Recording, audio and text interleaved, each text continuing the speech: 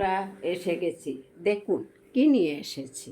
একটা কাতলা মাছের মাথা, লোকাল কাতলা, আর অল্প গোবিন্দভোগ চাল, তা দিয়ে একটা রেসিপি করে আপনাদেরকে দেখাবো। আপনারা আমার সাথে থাকুন, পাশে থাকুন। বড়োদেরকে শতকোটি প্রণাম, ছোটোদেরকে বুক ভরা ভালোবাসা। মাছটা কেটে নিয়েছি, এই যে দেখুন মাথাটা। ওইখানে দিচ্ছি অল্প হলুদের গুঁড়া, স্বাদ মতো বা পরিমাণ মতো নুন। মাছটাকে ভেজে নেব। এই যে দেখুন ওইখানে নিয়েছি তার উপকরণ: পেঁয়াজ কুচি, কাঁচা লঙ্কা, আদা কুচি, রসুন। একটা মিক্সচার গ্রাইন্ডার বোল নিলাম, তার মধ্যে পেস্ট করে নেব।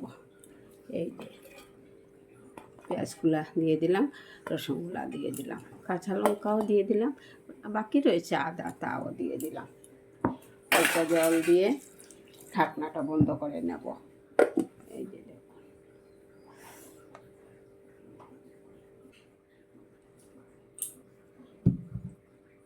কড়াইটা বসিয়ে রেখেছিলাম, গরম হয়ে আসছে। অল্প তেল দিয়ে দিচ্ছে মাছের মাথাটাকে ভেজে নেব বলে। এই যে তেলটা গরম হয়ে আসছে, তেলটা কিন্তু গরম হয়ে আসছে। মাছের মাথাটা দিয়ে দিচ্ছি। একটা মাছের মাথা দিয়ে দিলাম। কাতলা মাছের মাথাটা ভাজা হয়ে গেছে, নামিয়ে নেব। মাছের মাথা ভাজার পরে যে তেলটা বেঁচে রয়েছে, তার মধ্যে যে চালগুলা ভেজে নিচ্ছি। দেখুন চালগুলা দেখুন কি সুন্দর ভাজা হয়েছে, নামিয়ে নেব। চাল ভাজার পরে আলুগুলা ভেজে নিচ্ছি। দেখুন আলু ভাজা হয়ে গেছে, নামিয়ে নেব। তেলটা পুরা দমে গরম হয়ে আছে। পুরনে দিচ্ছি একটা গোটা জিরা, তেজপাতা, আর ছোটো করে রেখেছি দারচিনি, এলাচি, লং। এক গোটা পেঁয়াজ ছোটো করে রেখেছি, তা দিয়ে পেঁয়াজটা লাল হয়ে আসতে তেতো করে রেখেছিলাম, মিক্সচার করে রেখেছিলাম কাঁচা লঙ্কা, পেঁয়াজ, রসুন, আদা, তা দিয়ে এবারে দিচ্ছি পরিমাণ মতো হলুদের গুঁড়া, অল্প শুকনো লঙ্কার গুঁড়া, জিরা, স্বাদ মতো বা পরিমাণ মতো নুন দিচ্ছি।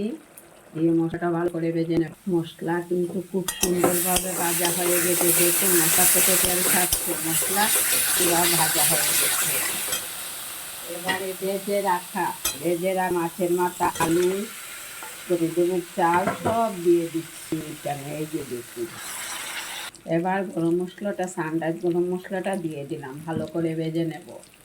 আলু, মশলা, গোবিন্দভোগ চাল সব কিছুর সঙ্গে একদম মিশিয়ে নিয়েছে। এবার ঝোল দিয়ে দেব।